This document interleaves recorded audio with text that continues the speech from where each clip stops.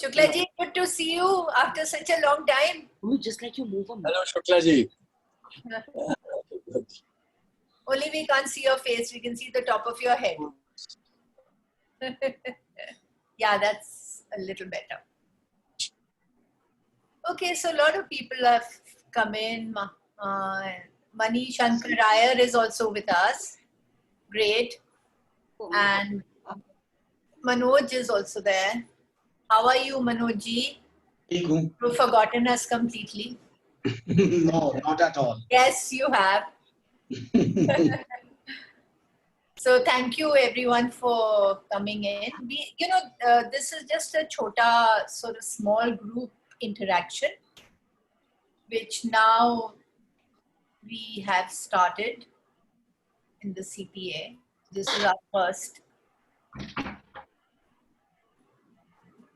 We'll wait for a few more people and then we'll join. We've got about 20 odd people. How are you, Maha?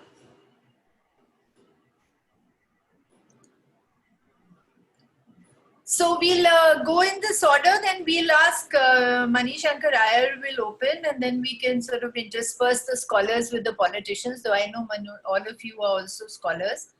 But we'll have Mani and then Zoya, Manoj, Achin and Subhashini. Is that okay, Achin? Or is that okay with everyone? Fine. Huh? Fine. Okay. Seema ji. Ji. I'll prefer coming after Achin and Zoya. Okay, fine. I would love to listen to them first. Okay, ठीक है. तो मैं आपका अगर सुभाषिनी आ जाती हैं तो उनको वहां कर देते हैं and we'll make you the last speaker then. Ji. Right? Ji. Okay. That's good. So we wait just another 5 minutes, 2 minutes and we'll start. Where are you, Manoj? Are you here? I'm in Delhi. Okay. I had gone to Bihar for a few days. तो My क्या parents. unofficially बता दीजिए हम लोग को कि क्या हो रहा है वहाँ. Where BJP informed the government. I think what people are saying, BJP forming the government, they'll have to take back their words. I don't say that we are going to win overwhelmingly, but the fact is that people are not counting in the COVID impact. Okay. It's all about arithmetic. They look at the caste, they look at the leaders, and they conclude. Bihar election is not concluded yet. Okay, good. और वो महागठबंधन हो गया ना? हाँ, मतलब everybody, including left, will fight together. CPI also? हाँ, CPI, CPM, good. CPI, ML. Good. In Bihar, ML is the largest left outfit. But you got a good campaigner in Kanhaiya, so he could be used, na? Yes. Like, everybody is on board. Okay. Preliminary discussions have already taken place. Okay. So Subhashini is there also.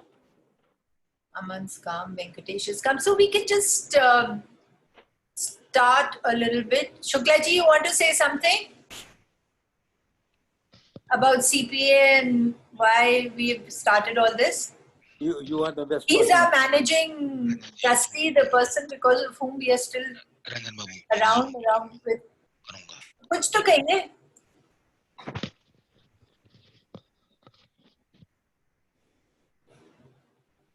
Hi, Subhashini.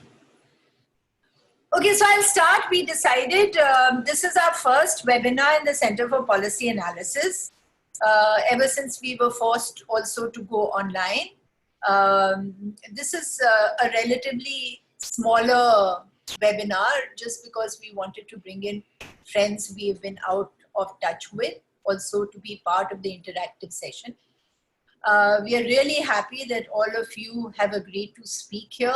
I mean, and at such short notice, which is really, really nice.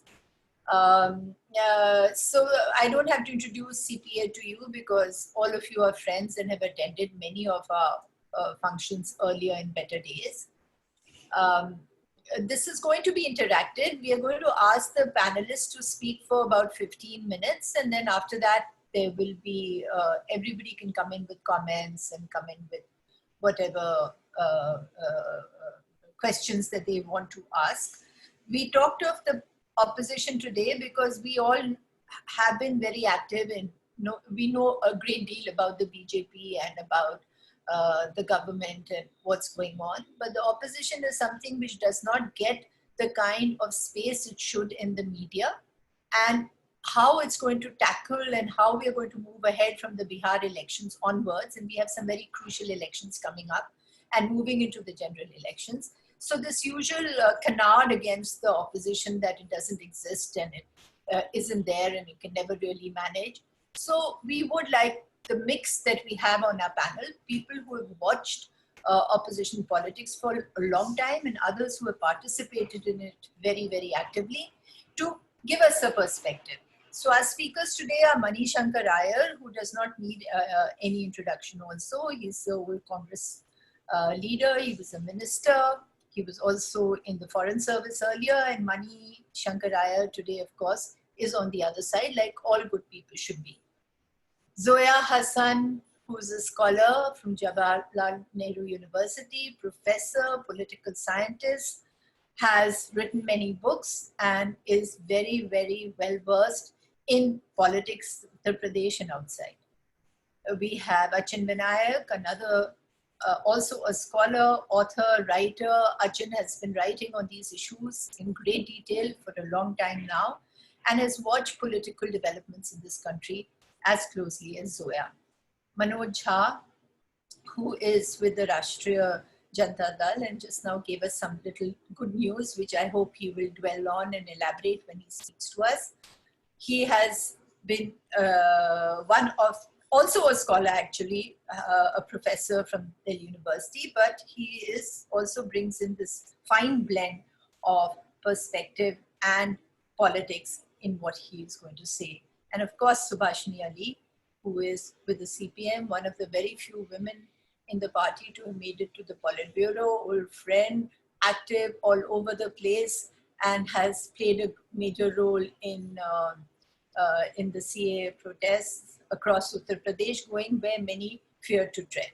So that's our order for today, and I'll give the floor now to Mani Shankar Aiyar to start. 15 minutes is what, unfortunately, but you'll all come in again. Mani, we can't hear you. Mani, I think you're muted.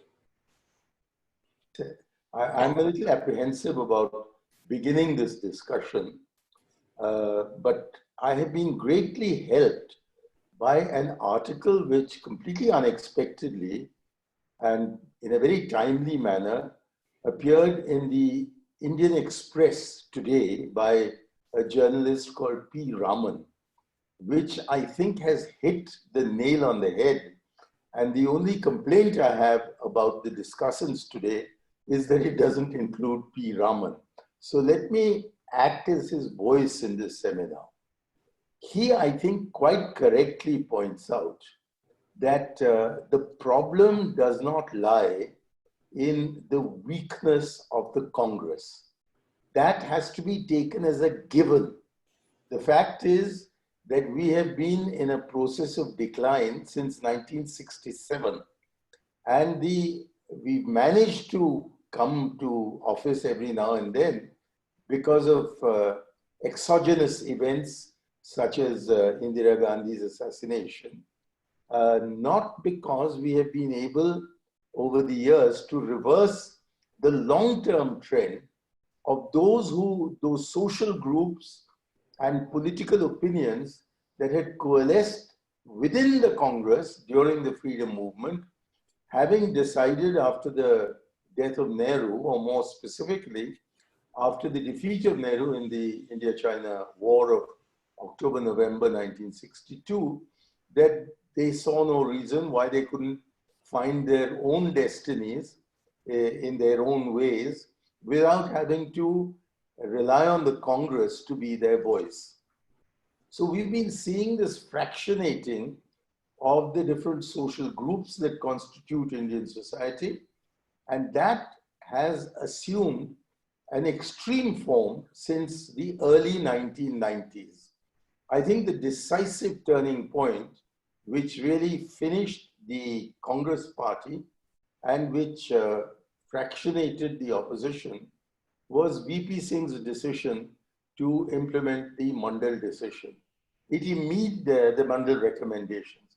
This immediately led to a very large number of social groups, particularly those belonging to the OBCs, to depart from the Congress family and set up or start following other groupings that were inclined to voice them by themselves, much more than depending upon the Congress. Also, that was the time when, after the fall of the Babri Masjid, the Muslim community totally lost confidence in the Congress party, and they went away from the Congress but didn't know where to go because there were so many opposition options before them. And so actually their vote got terribly divided.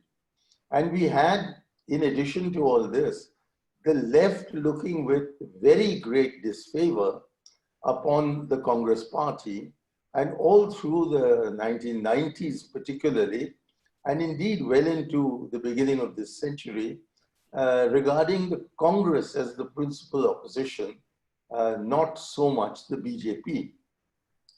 Now, in this situation, I think today the opposition stands divided because none of these groupuscules, social groupuscules, that constituted themselves into parties in the 1990s has been able to really survive.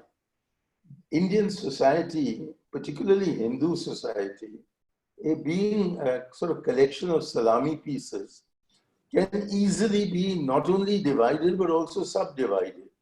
And this subdivision has, on the one hand, resulted in almost all opposition parties, including, tragically, the communists, from being a national party to being regional entities.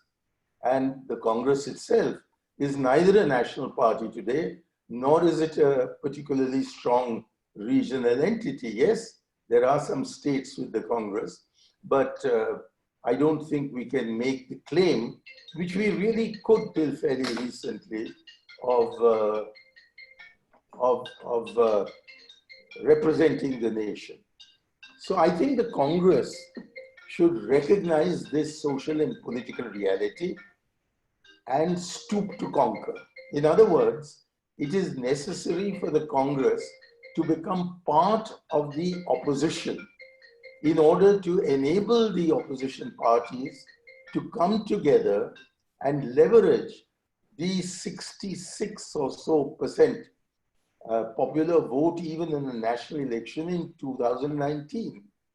We'll never be able to take on the BJP juggernaut unless we get together. And to get together, A, the Congress has to stoop to conquer.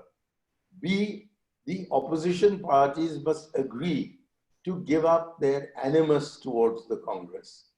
And C, we should all come together, not in the manner in which we've cobbled together a Mahagathbandhan in Bihar, as Manoj has just been explaining to us before the seminar began, but in the manner of, say, the UDF in Kerala, which has also spawned the LDF in Kerala.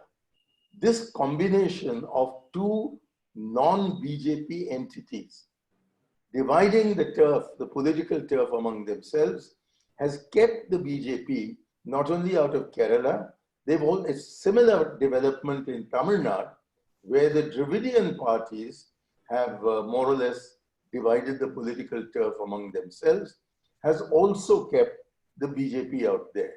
This means a realization that politics in this part of the 21st century is all about ousting the BJP. Even, I mean, what we need is not so much a Congress Mukt Bharat, which Bharat is already becoming. It is a BJP Mukt Bharat that we need. in order to get back to our civilizational path. And that is why I think opposition unity is the need of the hour. Let the Congress do exactly what it wants to continue in existence. It's not a question today of Congress revival, but Congress survival.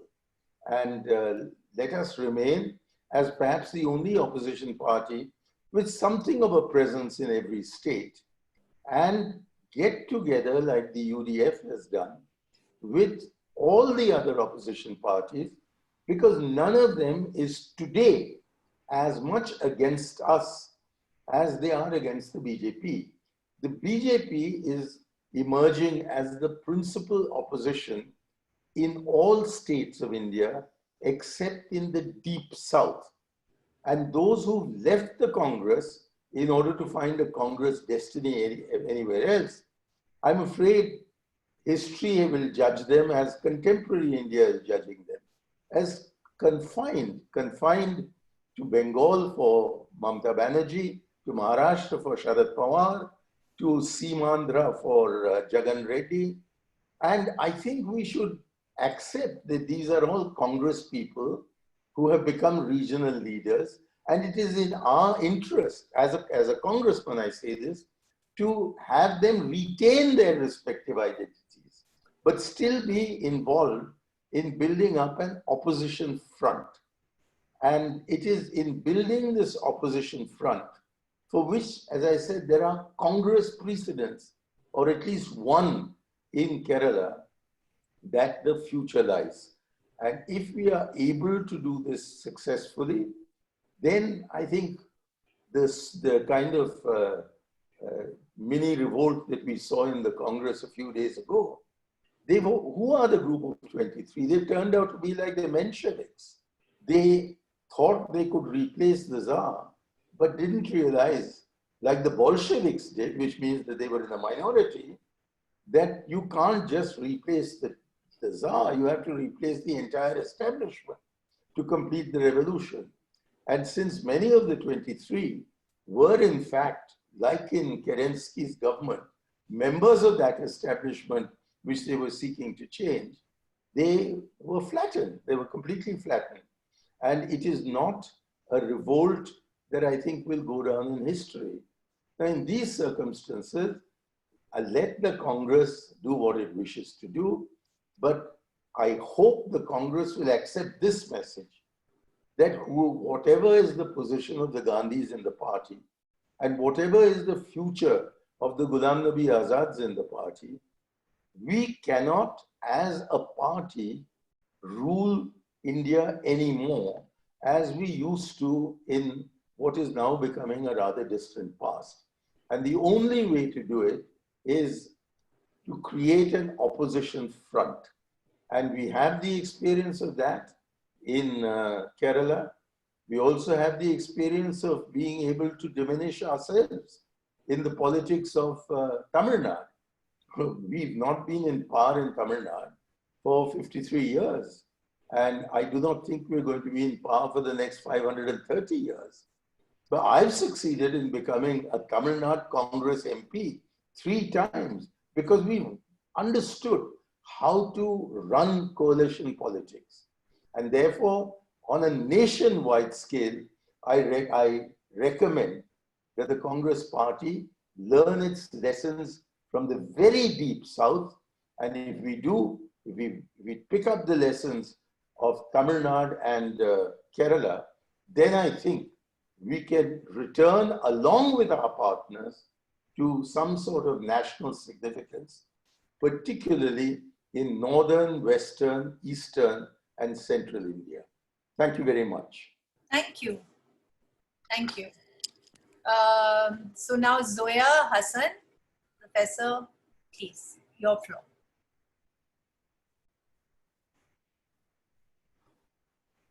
Sound has to be unmuted. Yeah. Can you hear me now? Yeah, we can. Thanks. Wonderful. Okay. Thank you, Seema, it's a great pleasure to be part of this very timely and important panel. In fact, much of what I wanted to say has already been said by Mani Shankar Aiyar. So let me just sort of take off in a way from what he has set out. Although his focus was principally on the Congress, mine won't be very principally on that party. Now, Indian democracy today is dominated by majoritarianism and authoritarianism, which are taking the country down an uncertain path. We are moving from a liberal democracy to an illiberal democracy. The checks and balances of constitutional government have been significantly weakened, and as we've all noted, the autonomy of major public institutions has been completely eroded. Now, this shift has been accompanied by strong curbs on dissent and opposition. Now, this situation is not unique to India. Opposition has been weakened and decimated in most countries, or several countries, that have come under authoritarian populist rule in the past few years. These governments suppress the opposition not only through the use of force, as do most authoritarian leaders, but also with popular support that resonates through various platforms, particularly media platforms. Now, the role of opposition in India today has to be placed within the broader framework of the country's political, economic, and social life, and of course, government's actions across the board, which have affected opposition prospects and opposition actions. Now, previous governments also crossed the line in dealing with opposition, but this government has gone much further than previous governments in muzzling dissent and opposition. Targeting and stifling of opposition parties is an avowed objective of this regime. In fact, it is one of the hallmarks of this regime. Now, this objective was apparent from the rhetoric of Congress Mukt Bharat, which means that the largest opposition party is not an adversary, but an enemy. And therefore, it's quite easy to call it anti-national and so on. But this mission, as we have noted, as we have observed, has not been limited to getting rid of the Congress alone. It extends essentially to an opposition-free nation ruled by one party. Now, the double-barreled weapons in this project of an opposition-free India are engineering defections to the BJP and misuse of investigative agencies for political advantage, extravagant use of sedition charges, slapping corruption and money laundering related investigations by probe agencies into the acts of omission and commission by opposition leaders to tame them. Now, the third element, which I think is extremely important, is the monopoly that is in the context in which the opposition has to function. The third element is the monopoly of the ruling dispensation over all means of news distribution. The complete domination of communication pipelines is an important reason why public opinion doesn't easily turn against the government, no matter what it is doing or not doing, and no matter what the opposition says. As citizens simply don't get to know it, or when they do it, it is only, that is when it is reported in the media or discussed in the media, it is in the form of an attack on the opposition. Everything then gets reduced to just opposition propaganda or disgruntlement of those who have lost power and can't accept or tolerate the popularity of the Prime Minister. As though there are no other political ramifications. Media obviously gives very little space to any opposition leader to communicate their position and prove that they too care about people, and have the capacity to respond to their concerns and problems. So overall then, there's a clear attempt to stoke popular discontent, neutralize opposition forces, and disaggregate and divide the opposition. The ruling party and its social media army, trolls and media allies, have been directing much of their energy attacking the opposition rather than focusing on the pandemic or the economic crisis, joblessness, and Chinese intrusions into Ladakh. Any failing, big or small, is blamed on Congress misrule. So the focus is more on the past rather than the present. The party, that is the Congress party, is everyone, especially the media's favorite punching bag. But having said that, there are numerous failures of this government in handling the economy, defense, foreign affairs, pandemic, and most recently, the dramatic fall in GDP, about which the government is still in complete denial. So this 25% negative growth. But the thing is that none of this seems to have translated into an advantage for the opposition. Now, various explanations have been offered, from trust in the leader. I mean, there's been this whole discussion about Vishwas and how Vishwas is emerging as a new concept to explain the continuing popularity of the Prime Minister despite his obvious incompetence and failures. So various explanations have been offered, from trust in the leader to popular appeal of Hindutva in North and Northwestern India to the pathetic state of the opposition. Now, all these explanations are partially true, but they don't take into account what I set out in the beginning, which is the nexus between big capital, institutional collusion, and media, and of course, the huge role of the RSS at the grassroots, which makes things difficult. Now, what is complicating things further, and this brings me to the point which Mani Shankar spoke about, which I think is a very significant point, and I wish to emphasize that, and that is the nature of the Indian party system, which is not like the party system almost anywhere else, certainly not in developed democracies, or for that matter, in most democracies. So what is complicating things for the opposition is the fragmentation of the party system. Now, rattled by two defeats, opposition appears to be demoralized and seems to have ceded space to the ruling dispensation. Barring a few, most state-based and regional parties are facing an existential crisis. And almost none of them have really taken a stand on, for example, the abrogation of Article 370, or the arrest of mainstream leaders in Kashmir, or the manner of the implementation of the NRC in Assam and potentially elsewhere. It was really actually basically left to the Congress and the left parties to take a stand on these bigger transcendental issues that go beyond beyond states or beyond regions. And the other aspect of, which is a part of this story of fragmentation of the party system, is that most of these parties, as I said, are demoralized and facing an existential crisis. And part of the problem is that most of them are family-run and single-leader-dominated parties, and many of them of late have gone through generational transitions, and the younger leaders are still inexperienced, and so on. And moreover, I think most people, when it comes to national elections, often look at these parties as parties which are really mainly worrying about safeguarding their own corner of the field, rather than really being concerned about national or larger issues. Now, the BJP can certainly be countered by a strong opposition. But at the core of this, and I think Mani Shankar Aiyar was quite right in pointing out that, or at least I'll go a little further, which is that at the core of this, of course, is the Congress.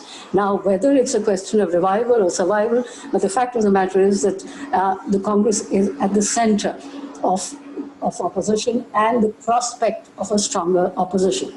However, the deepening leadership and organizational crisis in the Congress is a major problem in offering a concerted response to the challenges posed by this government. I would argue that the Congress party alone, even in its very weakened and depleted state, offers a challenge to Hindutva on an all-India level. in ideas, in policy, and social and political experience, and also possibly political acceptability as an alternative. But this cannot happen unless the Congress puts its own house in order. And it's been more than, they haven't been able to do so for the past 6 years. And certainly the crisis has been so serious from the second spectacular defeat in 2019. And they have not been able to set their house in order. So I think one of the major problems of the opposition is really the Congress problem.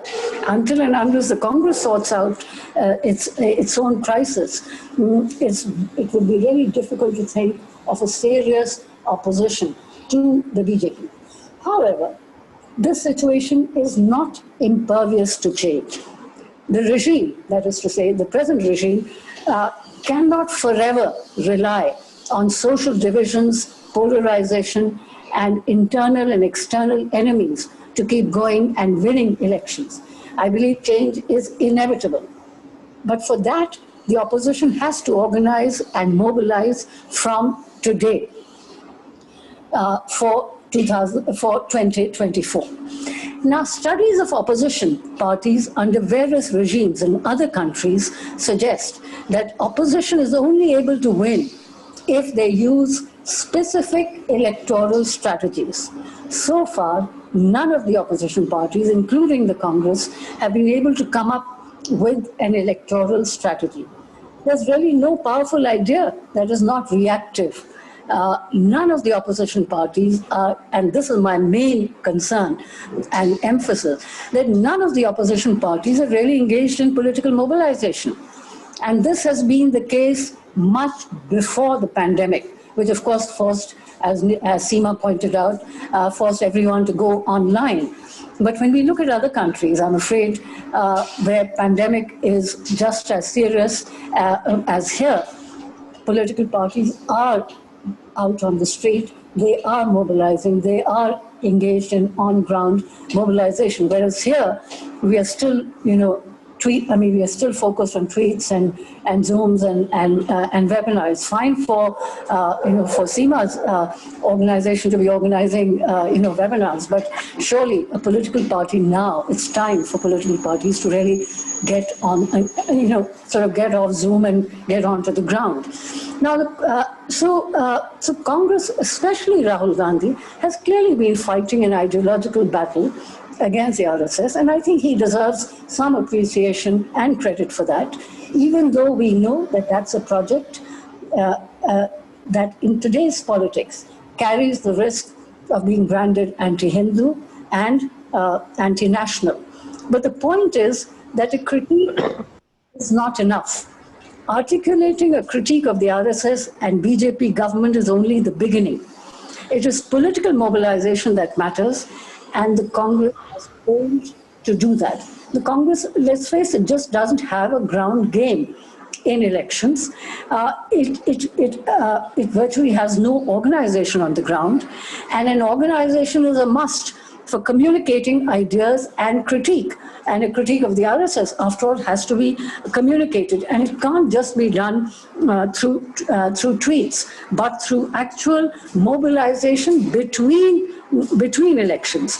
I think opposition parties would do well not to just rely on the possibility that in 2024 people would be either tired or they'll be fatigued and so on and so forth, and anti-incumbency will finally set in after 10 years as it had set in against the UK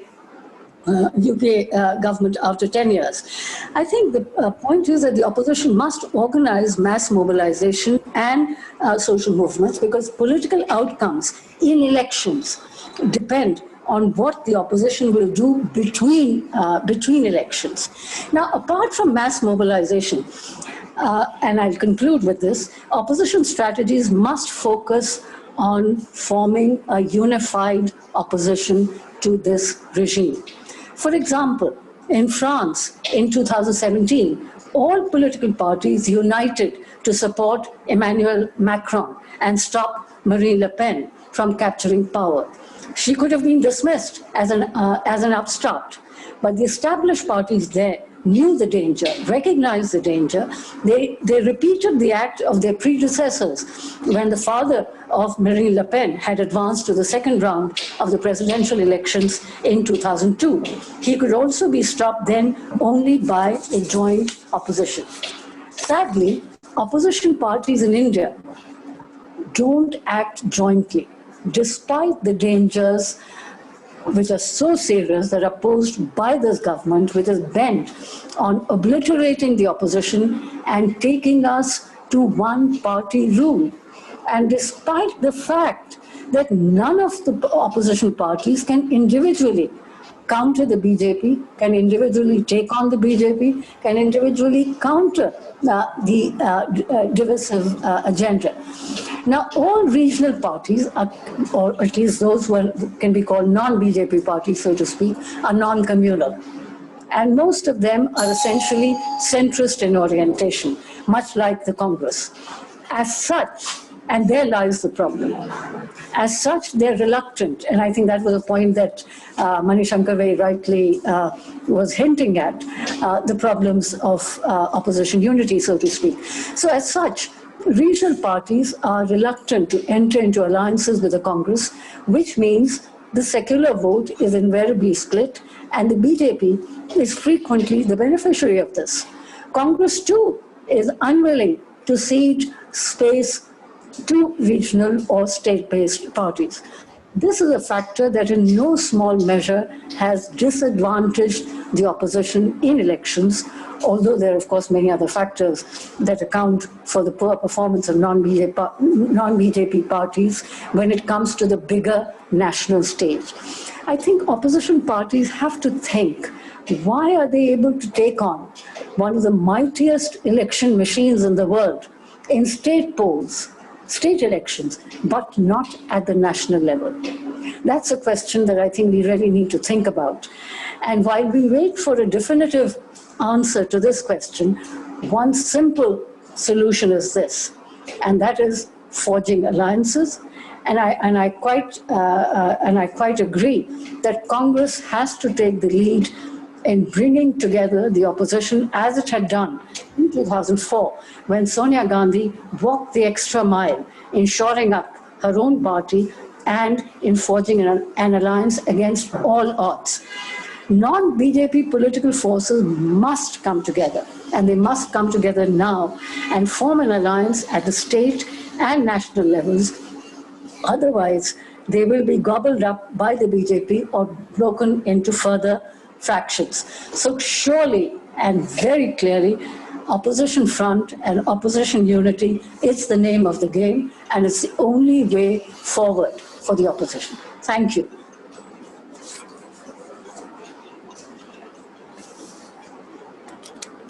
Can't hear. Seema, we can't hear you. Yeah, can you hear me? So I said, thanks, Zoya, that was really good. I was thinking that maybe we should bring in Achin Vanaik now and then follow him with Subhashini and Manoj. Ja. So Achin, would you like to take the floor? Yeah. Can you hear me? Thank you, Seema. Yes. Okay, yeah. Well, let me start by saying is that we have to make a distinction between an opposition to defeat the BJP and an effort in an opposition to decisively and permanently defeat the forces of Hindutva. Correct. Because even if we are successful in not having a BJP government in 2024, it is the necessary but by far sufficient process in terms of being able to defeat that. Let's recognize that this far-right force is the most powerful force in the world compared to all other far-right forces anywhere. It has a continuous existence for over 90 years. It has the deepest and widest implantation in Indian civil society, which even other parties, including the left, do not match. It has a weak opposition, and I can go on. But listen, my point basically is that you're talking about a force which has an expanding hegemony, and we have to try and destroy that hegemony and defeat it. So what I'm going to do is something like this. I will talk about what the Sangh Parivar BJP's project is at the moment. Many others have referred to that. I will talk about what I consider the weak points. And then I'm going to talk about what is the long-term way which is the long-term agencies around which we have to structure, which can actually defeat it in the long term. At the short term, in the medium term, what everybody else is saying is fine. We have to make tactical alliances at 3 levels. What are those 3 levels? At the level of single demands, at the level of a set of demands, and even at the level of elections. So, for example, at the level of a single demand on the labor issue, you can even have a tactical alliance with and others. This is given the reality of Indian society that we have to think about. And here what I'm going to do is I'm going to put forward one view of one person who is supportive of that long-term agency around which others can mobilize well. And I'm also going to put in each case the views of others which are critical of the possibility of that particular force being the long-term agency. Let me start with the Hindutva project, as it were, which is both pursued at the state level, very dangerously, and of course at civil society level. Like others, number one, the hollowing out of the institutions of democracy and federalism. We're not going to see the elimination of elections, and that we're going to see the systematic hollowing out of it. Zoya has already pointed out many cases here. In the case of federalism, it's obvious, whether you're talking about GST, whether you're talking about the precedent that is set by eliminating statehood for union territory, whether you're talking about the use that is being made of the NIA and CBI to intervene in state levels to go after people in dissent. That's one. Second, again, Zoya has talked about it, the elimination or subordination of all political opposition, political electoral opposition. Third, the terrorization, ghettoization and inferiorization of Muslims in particular. Christians, you can also go, but they're smaller and you have to worry about international reaction. And you also go after liberals and leftists and others. Caste, a little bit tricky, but you can try and co-opt them. And fourth, the ideological homogenization, which, as Zoya pointed out, through the media, both print, electronic, and social, but also through education. And this new education bill is very much part of that, as well as in Bollywood, making it industry and so on. In other words, that whole process, generally speaking. What makes it difficult is that it's not just from the state level, it's also operating at the civil society level in various ways. What are the weak spots? The economy, the question of jobs, the question of welfareism. It's extraordinary that in COVID, we don't have an upsurge of people saying that we must have high quality, universally available, free healthcare. In fact, the healthcare policies are going to move in the direction of privatization, social security, healthcare, education, all the rest of it. Incidentally, when we talk about the economy, do not separate the problems of this economy from the character of neoliberal capitalism. And that raises the question of capitalism in a fundamental way, because what we're going to see in the future is that we're going to see the digitalization of the economy everywhere, including in India. And its implications are very profound in terms of what is going to happen to the labor force. Much more temporary, much weaker job, higher reserve army of labor, and the individualization and atomization of labor, including knowledge workers, teachers, health professionals, all the rest of it in various ways. So the question then is that if in the long term you want to fight, what about the question of the economy? We'll have to come back to that here. All right. Second, of course, the question of the anti-caste struggle. Of course, it remains an important aspect that we have to take up in some particular way, but very tricky. I'll come to that later on here. Third, the question of democracy, including electoral reform. It's very interesting. The criticism against a proportional representation system used to be that this will lead to unstable governments. But you had from 1998 to 2004, from 2004 to 2014, coalition governments that were stable. Electoral reform in the direction of proportional representation, a single transferable vote, would actually make it much more difficult for the BJP and would give voice to a whole set of forces that could come together, etc. But no political party, even though they can now see the value of this in terms of coping with the BJP at the center, wants it. Why? Because at the state level, they still want the old system, which will give them more of a chance to come back in. But that's something that we have to think about in terms of putting this forward, the idea of electoral. And of course, the whole question of democracy, because there's not going to be the elimination of democracy. Huh? There's going to be scapegoating and all the rest of it here. But many Hindus, of course, want here. That remains a pillar that we have to fight for. And of course, we have to fight at the level of the battle of ideas. And let us understand one thing. We have to fight for a different kind of nationalism. And we have to fight for a progressive nationalism that recognizes the limitations of a progressive nationalism, because we can only fight now many issues at the international level. So even progressive nationalism is not enough, but we have to fight it. And incidentally here, I want to elaborate. Nationalism is more powerful than religion. I can elaborate on this later on. That's why most religious forces have to co-opt nationalism. Those are your weak spots. Let's come to your agencies, which in the long term are going to be the kind of agencies that we have to work. And of course, we can all talk about them together. But what's the key? What's the hub? What's the thing that we should try to build around it? 5 different perspectives. First perspective, a person who supports it. Be realistic. You can't get away from the existing political parties. You have to talk in terms of trying to bring these political parties together. Here, of course, the debate comes about the Congress party, in which there are 2 lines. One, Christopher Jaffel, others. The Congress party has historically, nationally been the most important central party, etc. There is no substitute for it being the core factor which will try to bring others together. Second view, forget it. What the Congress should do now is to get away from the past and to try to use its resources and its history and others to help shape a newer kind of opposition, rather than one that will be Congress-led or Congress-centered in many ways, but the Congress has a contribution to make towards that. So that's your support. What does the critic say? Are you serious? Do you realize that if we're going to try to defeat Hindutva seriously, we have to attack the whole question of the neoliberal economy and forget it? Social democratic capitalism is not on up. One can elaborate on that. If that's the case, any of these political parties, when they come to power, are going to oppose neoliberal capitalism? Or are they all, including the BJP, involved in what's called variations between disciplinary neoliberalism and compensatory neoliberalism? That is, give something here, give something here. Huh? In fact, this is something that's very connected to hegemony, but that's one question. So the critic says, forget it. The second agency. India is objectively such a large country, which is true. It creates real problems. It's tremendous diversity, which creates objective problems for the BJP. Incidentally, the weaknesses that I point out are a guarantee that there's an upsurge. But it's not a guarantee of what direction it will take.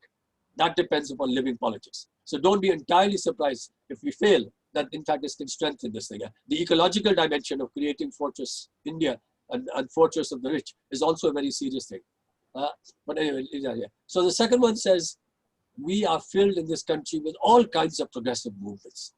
This could be the axis on which we can try to get the political parties later to connect with them here. Let's try and bring them all together. The most serious attempt to do so, the NAPM, has failed. There are real problems, says the critic.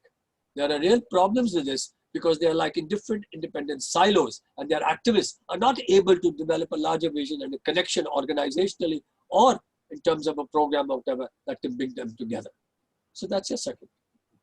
The third says, don't you understand that Hindutva's weak spot is the caste question? We have to now fight at the anti-caste level. What does the critic say? They say, you're right.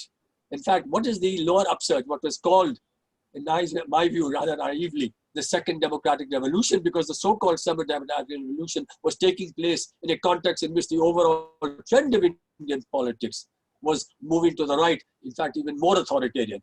So that your so-called centrist parties, if you want to call them centrist parties, are to the right of the center that they used to occupy earlier. Neoliberal capitalism, all sorts of other things, etc. So what does your critic say about the anti-caste? It says, the upsurge from below did 3 good things. It brought material benefits, that's fine.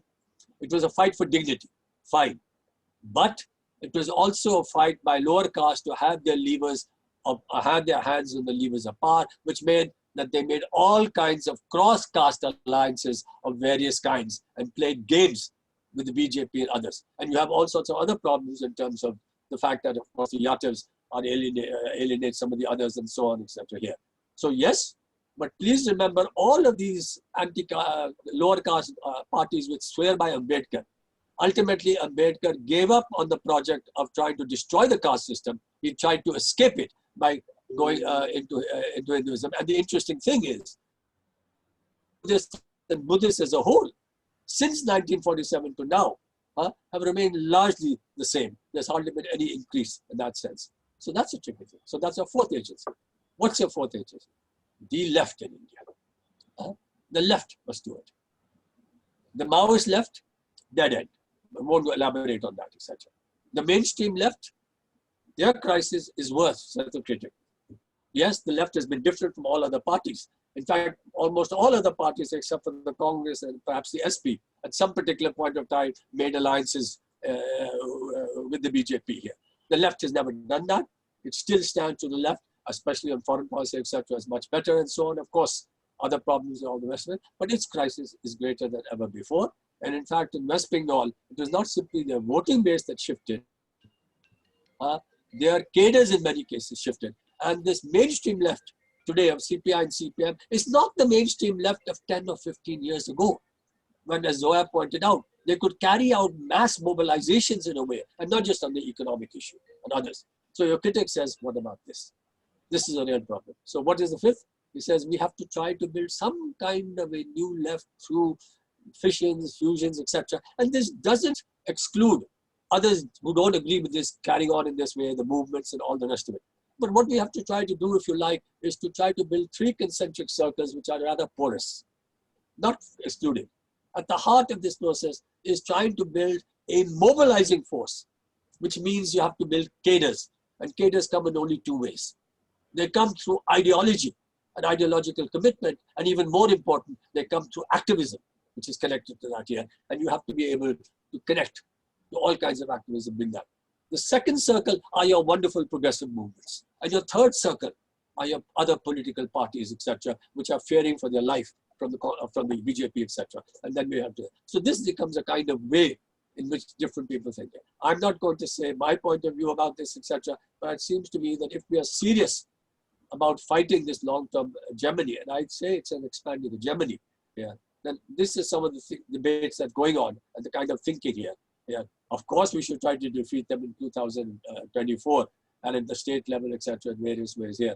But let me just end by saying something about the question of hegemony. What does it mean to say hegemony?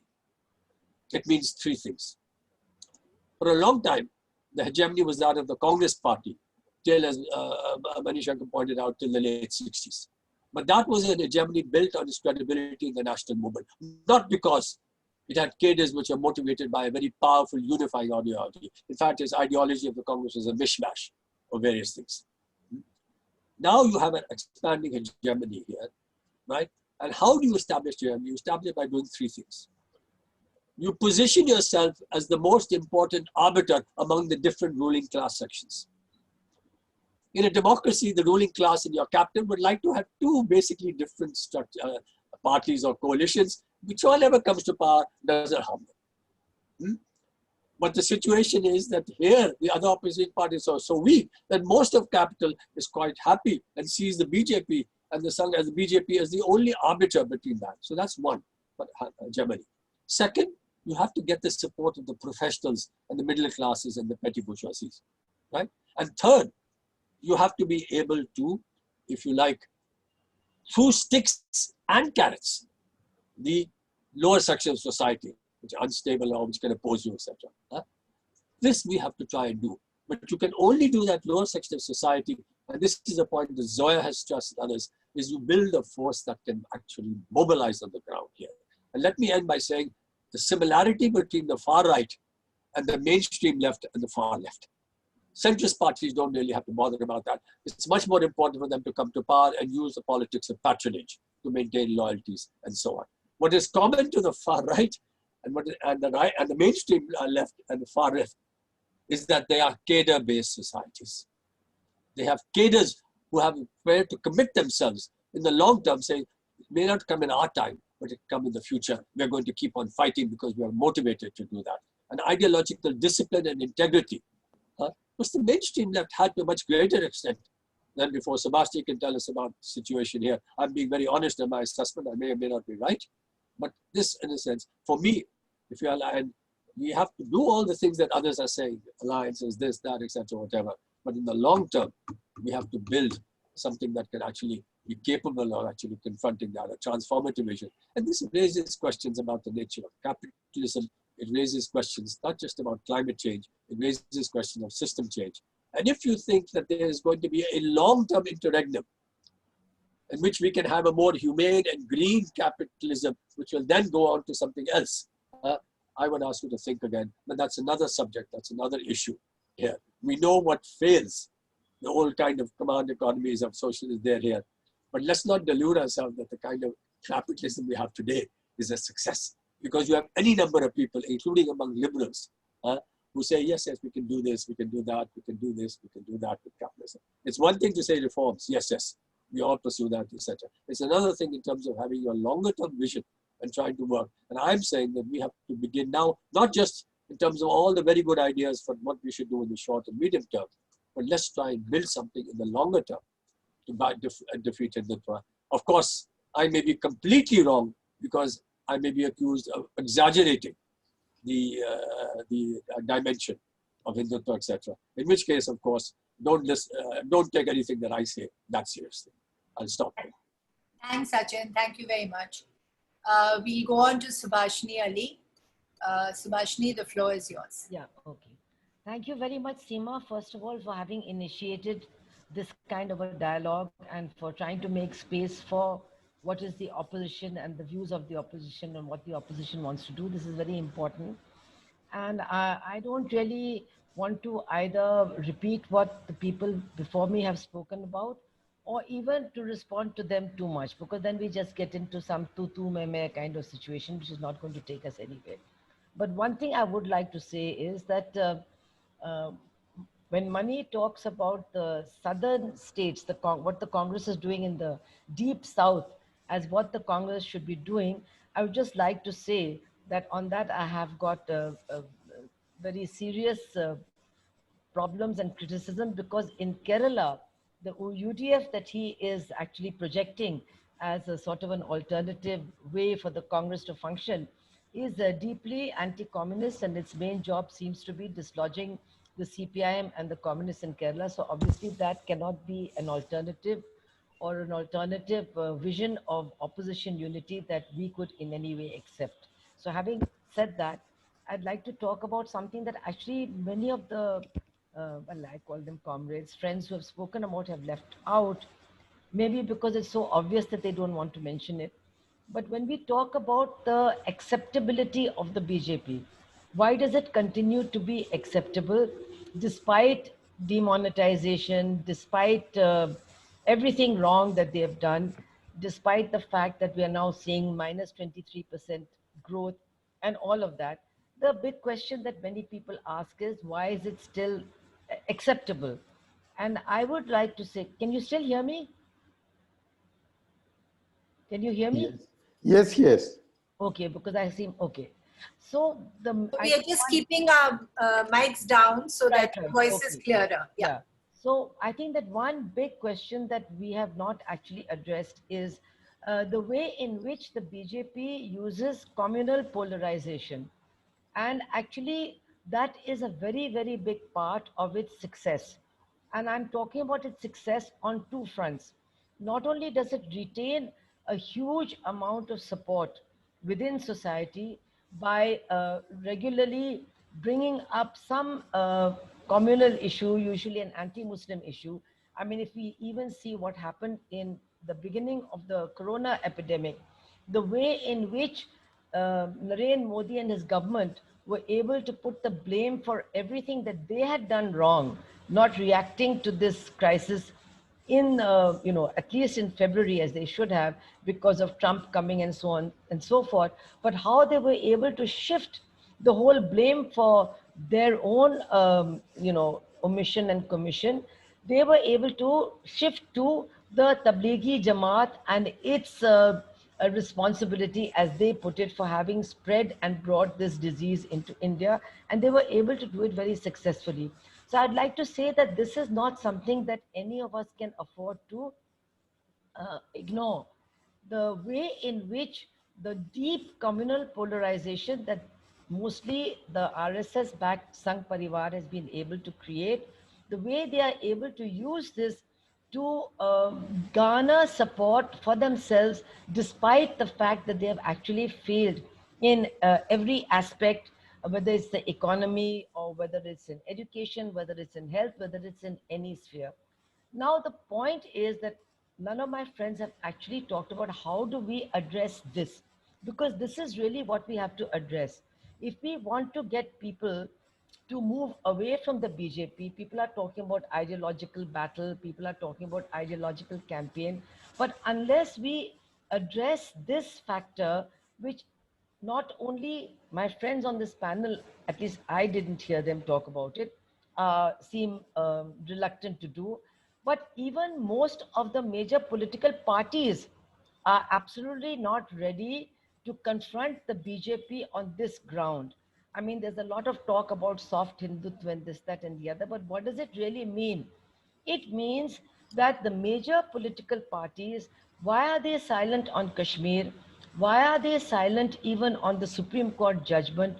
Why are they silent on what happened on the 5th of last month in Ayodhya? Why are they, some of them, not just silent, but also effusively supportive of some of these things? Why is that? Because many of them feel that secularism has lost the battle. Secular thought has lost the battle. And so therefore, if they want to in any way save whatever political space is left with them, then they have to actually not confront the BJP on the issue of communalization and communal polarization.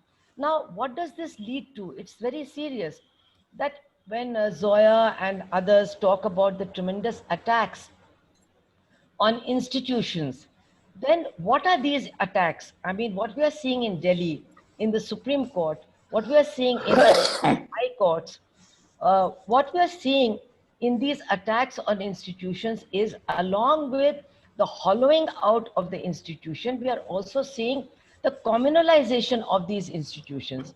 Whether it's the new economic policy, education policy that is being brought out, whether it is the people who are being made vice chancellors, whether it is the people now who are heading various courts, these people are mostly coming with an agenda, which is a communal agenda, an anti-minorities agenda. And as part of this agenda, they are also helping to destroy, the rule of law, the constitution, and so on. So I think that one very big problem when we're talking about bringing people together, and that is why I feel, yes, trying to bring political parties to fight elections together is important. And I'm very happy that Manoj Bhai has been one of the people who have influenced what is happening in Bihar. That's a very good thing. And it's also probably happened because Congress is not the major party there. So therefore, it could happen. Wherever they're the major party, actually, this kind of coming together really doesn't take place. We can discuss that on some other webinar that you care to host later on. But what is important is that apart from coming together to fight elections, which is important and which is going to become even more important in 2024, obviously, what are we doing in between? Are we just all going to keep quiet?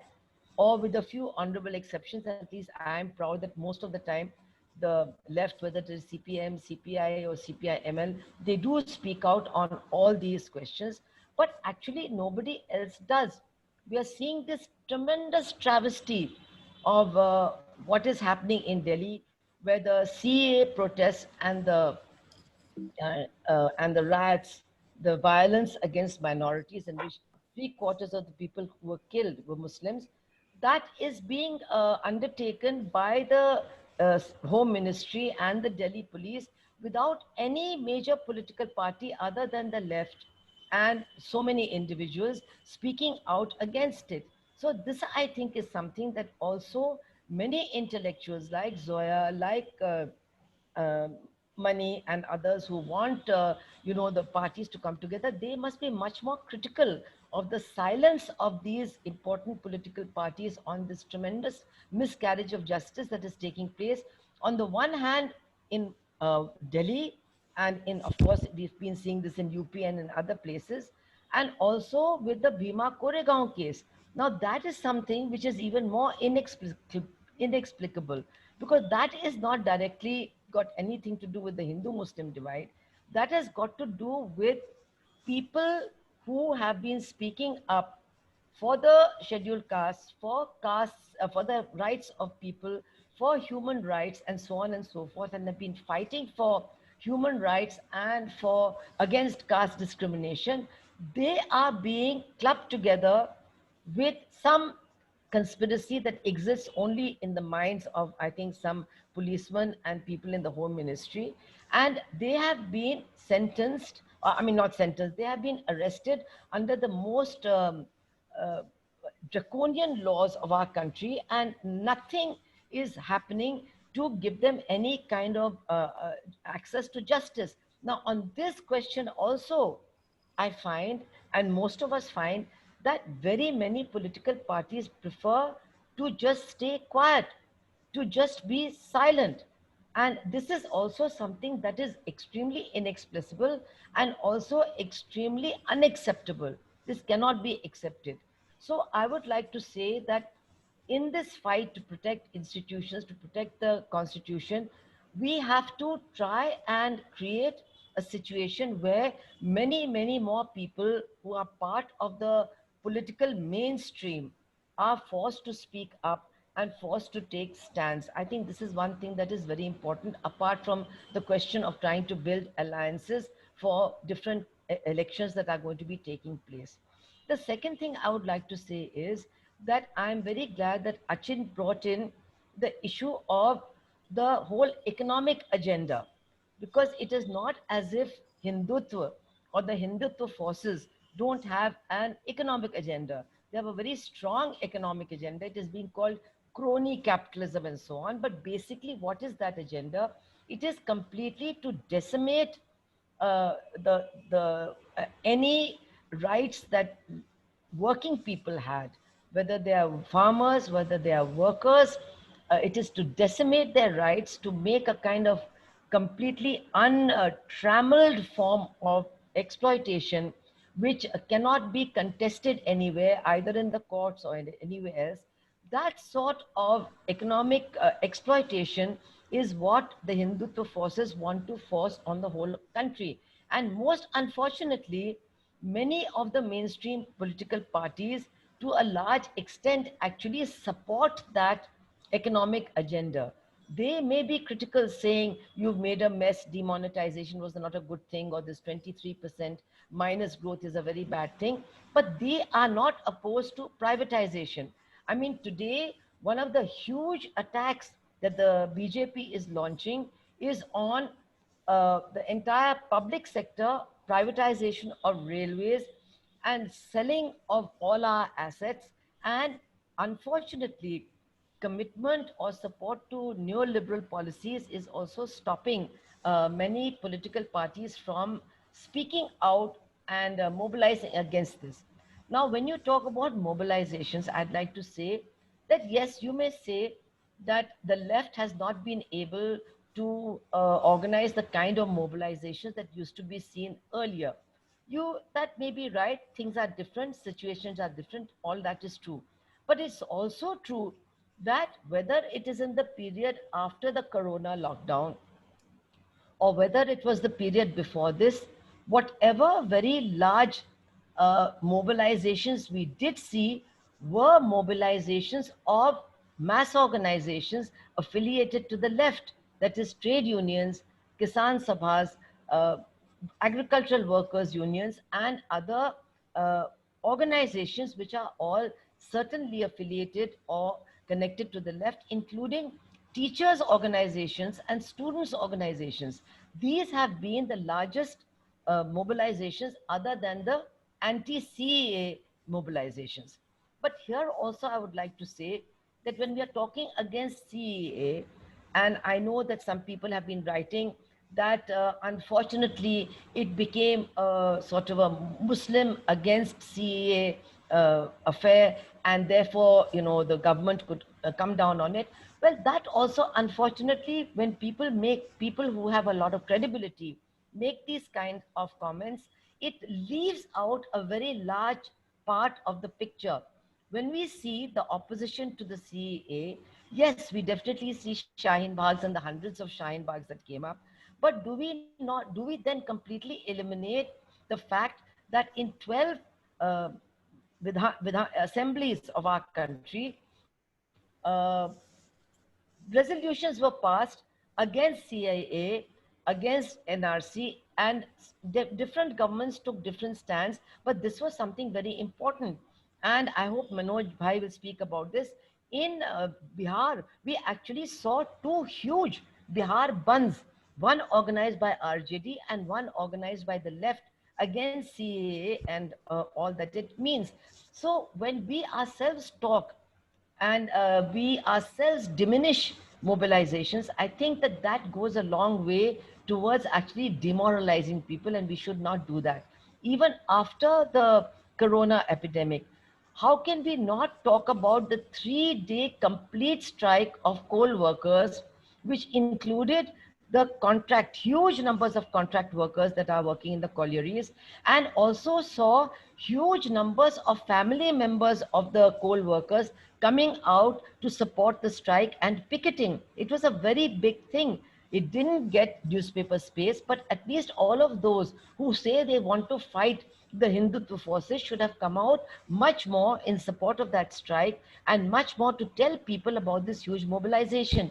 Even recently, the scheme workers strike and the ASHA workers strike, how much have we, I mean, all of us, all of whom we call civil society, and all of those who claim to be on the forefront in the battle against Hindutva, how much have actually they come out in support of the ASHA workers and the scheme workers who are battling so heroically against this government? So what I'm trying to say is that when we talk about fighting against Hindutva, we have to be very clear about what we are up against.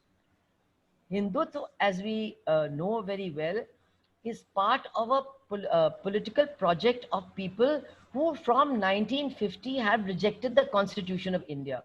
That is something we should never stop repeating, because the Constitution of India, the mention of the Constitution of India, the fact that Dr. Ambedkar is connected so strongly with the whole constitutional making process, it means that there are huge numbers of people in our country who have a very deep emotional attachment to the constitution, even though many of them may not have read it or seen it. We saw what the constitution suddenly came to mean for huge numbers of semi-literate, less literate Muslim women during the CAA protest. It was one of the most inspiring things about the protest, actually.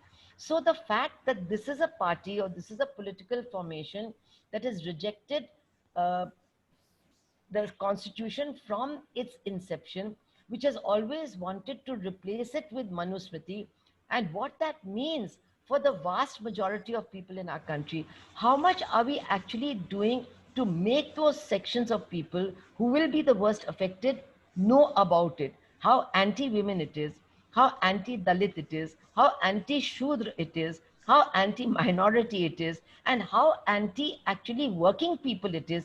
That is not something that we bring into our regular whatever campaigns against the Hindutva forces. So what I actually want to say, and I think I'm now at the end of my time and I don't want to say anymore, is yes, political parties are important, but unfortunately, political parties tend to think of voters in whatever way they define voters more than they think of other things. This is a fact. There are very few people who could say, like Pinarayi Vijayan, that even if I lose votes, I will still fight for the right of women to enter Shabrimala when the earlier judgment came out. Of course, now that situation has changed with the new Supreme Court pronouncement on that. But there are very, very few leaders of political parties who will actually take that kind of a stand. And I think to expect that and to keep moaning and groaning because that's not happening is not the way to go about it. We have to create much more opinion and much more pressure on them to change the way in which they are thinking. Unless that is done, they're not going to change their ways of thinking. That's one thing. But secondly, the whole Hindutva project, I think, has to be made much more clear to the vast majority of people living in our country, at whose interests it is directly opposed to completely, destroy. It, the Hindutva project will deprive 90% of Indians of their basic rights. And this is something that we have to make known to them. And therefore, all these different struggles against the BJP and Hindutva that we are seeing, whether it is the struggle of Ambedkarites or of so-called civil society or of various intellectuals, has to also become much more aware of working class and peasant movements and try to come together with those also. That is the only way the kind of mobilization and strength that we are talking about building can actually be achieved. And that in turn will obviously impact on the political parties, because those mobilizations will also be of voters. And as I said, that is ultimately what changes the stand that political parties take on different issues. Thanks a lot. Thanks a lot. Thank you. So now our last speaker, Manoj, also a very important speaker today in the panel, because Bihar is going in for the elections and he comes right from the ground. Manoj. Thank you. Thank you, Simaji. Can you hear me? Yes. Yeah. Thank you, everybody on the panel. Uh, sorry to say, in some parts of the discussion, I found it very, very theoretical. But then today is Teachers' Day. Teachers are, in fact, their greatest prerogative is to theorize what is possible. Probably, I will say that what we are not factoring into. You can elect a government. You can actually make a government fall. You can have a particular shape of opposition, but you cannot elect or re-elect the people itself. Let's not discount the fact that I see huge number of parallels. Mani Bhai will agree. In fact, I was reading a book called Defying Hitler. Things were very, very similar. I mean, you just have to go back and see what was the opposition doing during an entire 12, 13 years. They had a similar dilemma, and that was a non-WhatsApp era. Please understand that. Having said this, I very strongly feel, whether it is Bihar or any other place, you cannot simply talk about electoral fight. Probably you arrange the arithmetic and you can defeat BJP, maybe let's hope in 2024. But our major fight should be in the realm of ideology. And there I feel, I'll tell you one anecdotal example I'll give you. Mani Bhai is here. Article 370 was being debated. Top Congress leaders huddled together. उनमें से एक ने कहा कि please take a position seeing the national mood. National mood. I'm underlining it. National mood. National mood was something in Germany from 30s to early the mid 40s. Congress as a major, I mean, I don't care about other political parties whom you refer to as regional political parties. This was there in Congress. I was passing through the corridor and there was a heated exchange.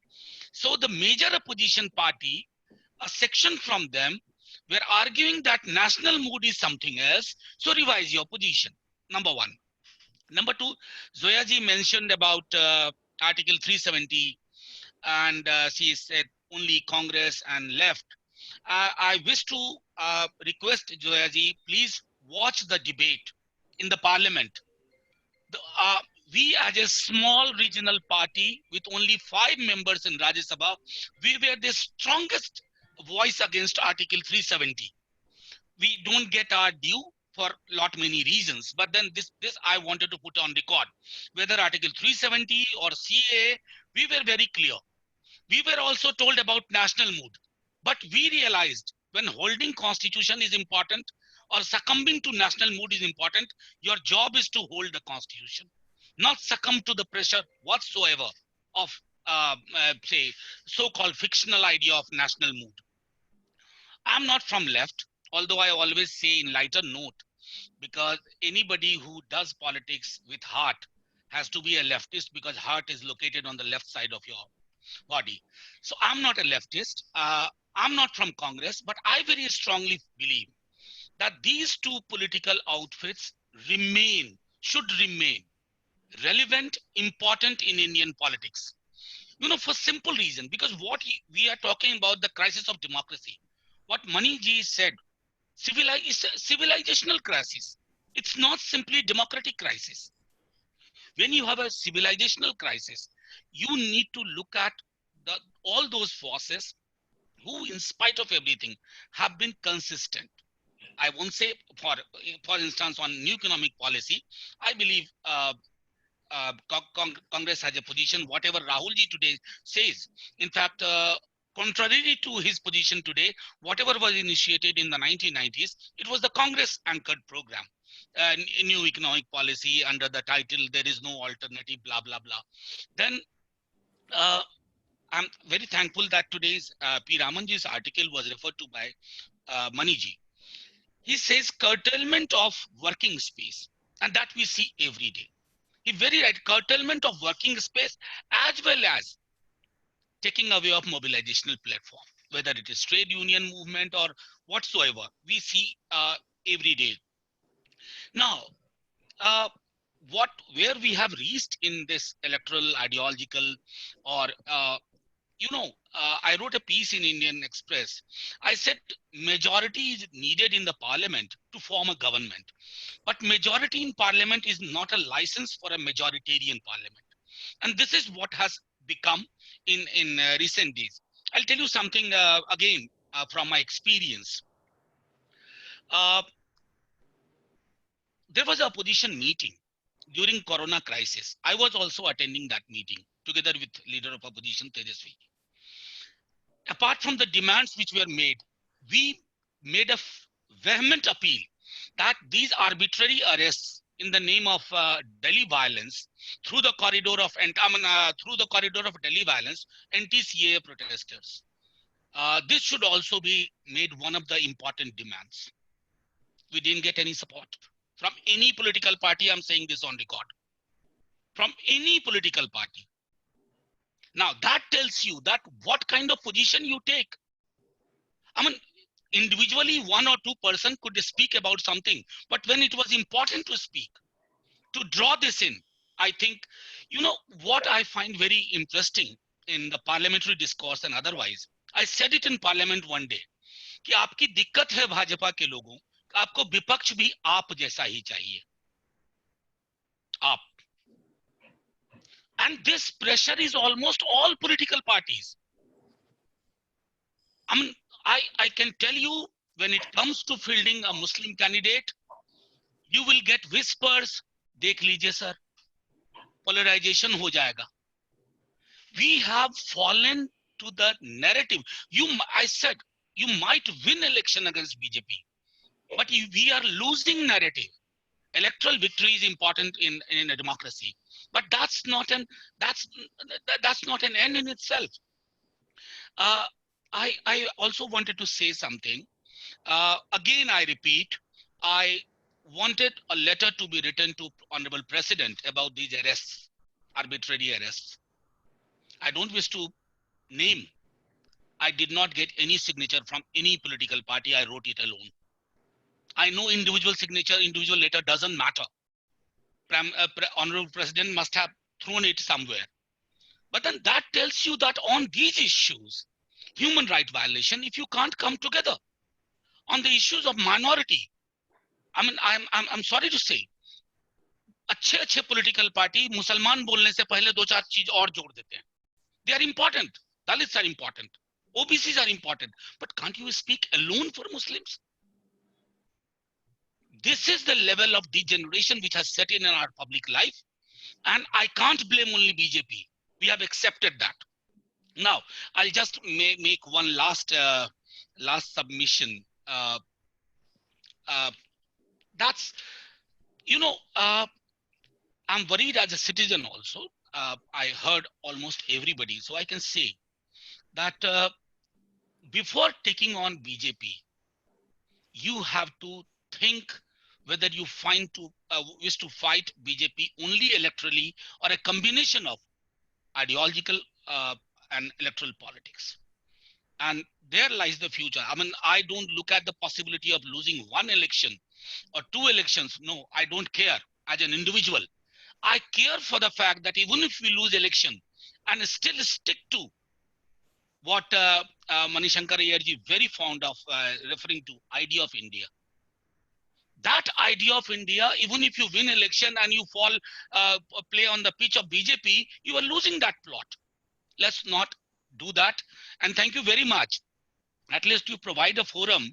What somebody said very rightly, that this should have been initiated by some political party, but then you are filling in on behalf of them. Thank you very much. I have nothing else to say. Again, on Bihar, I'll tell you, we are trying for a broadest political platform where we draw everyone together and one-to-one fight. But then again, I repeat, 2015 also we won. Pure on arithmetic. Pure on arithmetic. Arithmetic makes you win election. But it's a question, it's a fight in the realm of psyche, in the realm of our socio-cultural life. And there, I think much more has to be done. And this is too serious a job to be left to political parties alone. That's it. Thank you, Jai Hind. Thank you, Manoj. Very short and sweet, but okay. So let's open it to our friends on this conversation. Wajahat Habibullah has some questions, so we'll ask him, and we'll take in a few questions and then ask the panel to come back. Wajahat. Thank you, Seema. Sorry. Can you hear me? Yes, we can. Yeah, I can. Thank you, Seema. My suggestions, but they were questions, but they were more like suggestions, if you would permit me, because I have heard the whole discussion.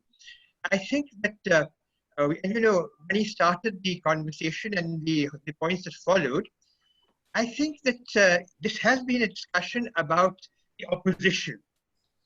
But I think what Mr. Vanaik, of course, mentioned is that it is not simply a question of an election or winning an election. It is at present, the challenge is one of ideology. And I have spoken to friends in the Congress and people also.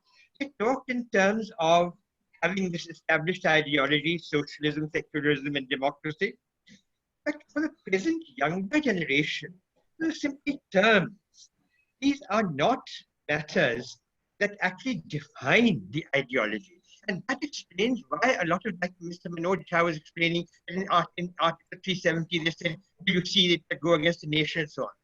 The answer to my mind lies in actually seeking to involve the people of India in governance. And this is where my feeling is, and the question is therefore directed at my friend Mani Shankar Aiyar, don't you think that utilizing the instrumentalities which have been created and maybe under the leadership of the Congress Party, like Panchayati Raj, like the RTI Act, which were actually designed to involve the public in governance, is not that the way forward? Because at present, certainly so far as Congress is concerned and other parties are concerned, their distance, and as Zoya pointed out, their distance from the common folk has been increasing, and this has only been accentuated in the more recent past, also partly thanks to COVID and so on. But isn't that the way the institutional framework? What Subhashini said? Subhashini keeps giving me the feeling that she's got a headache because she keeps resting her head on her hand. But anyway, the point of institutions being diluted, but were those institutions particularly effective anyway? I've been in those institutions before. What was the Minorities Commission all these years really delivering in favor of justice to the minorities? Was it? So we are lamenting something which we have not really lost, and we are not bringing in something. So therefore, the question really is, we'll come back to that.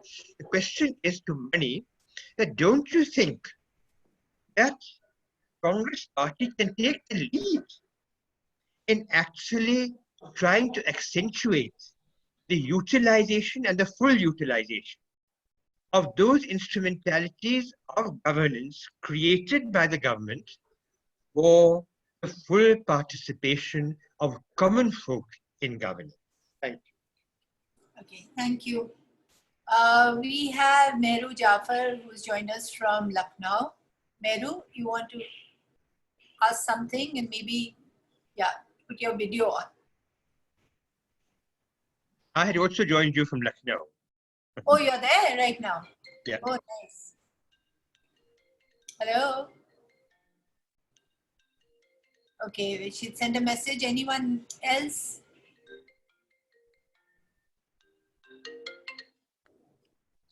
हाँ मुझे क्यों disturb कर रहे हो आप? Shukla ji? I said that I'm very busy in a webinar. Please don't keep on ringing me. Rajiv?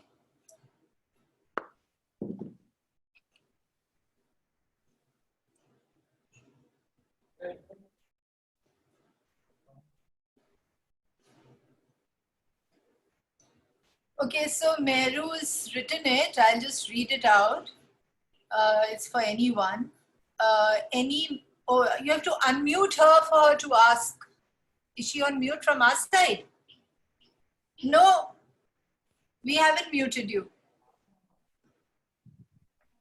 Okay, can you hear me now? Yeah, we can. Yeah, you could have read out the question yourself. So I'm just curious, anybody on the panel, do you think we can take the time before Gandhiji in the early 20th century took over the leadership of the Congress party as a template? Because after Gandhiji came, he converted, this almost gentleman's club kind of an organization into a mass movement. And if that moment is inspirational, why does the present day Congress party not look at that as a template? Okay. I'll add a question also. I mean, there is a certain problem because we've spoken about the opposition, inability to come together, etc., etc. But there is this one aspect of it. It's not really a question, but an observation also, where the media is concerned. Because on one side, you have like 100, 200 velocity campaign for the ruling party and the government. And then on the other side, even whatever little bit has been done or is being done by the opposition is completely blacked out, or instead the criticism against the opposition is given the same kind of 100% velocity, whether it be against individuals like Rahul Gandhi or whether it be against the party. And whatever Subhashini spoke of is not coming out in the public domain. Is there any which way where people who are trying to build opposition and who are trying to provide alternatives, short or long term, or who are discussing it, and the political parties can inform themselves better about each other?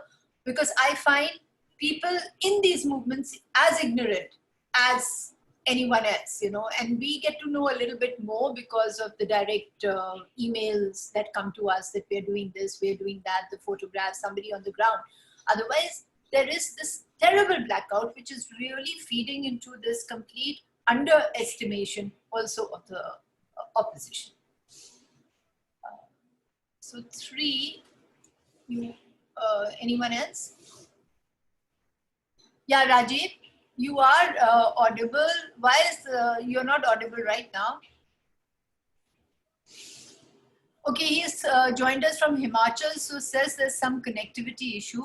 He wants any of the panelists to throw some light on where do small and influential leaders like Chandrasekhar Azad and maybe Jignesh Mevani and even Owaisi fit in. Thanks. Maybe we can go back for quick responses from anyone in the panel or all of the panel who would like to respond to what has been raised now, and then go for one more round. We can start with Mani. My question was directed at Mani, so if you could start with him. We'll start with Mani. We'll go in the same order. Okay. Shall I start? Please. I can only agree with Wajahat.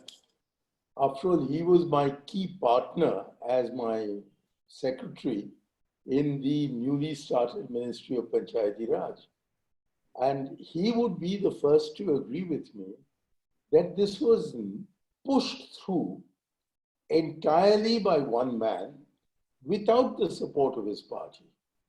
And then once we managed to bring it back into Parliament, then it was more as a memorial to Rajiv Gandhi than because there was any deep conviction about Panchayati Raj that the constitutional amendments got passed. And after that, because the original constitution had placed Panchayati Raj in the state domain, there is nothing we can do other than plead. And I am amazed actually that despite there being no enthusiasm for Panchayati Raj, how much progress we have made in several different parts of the country.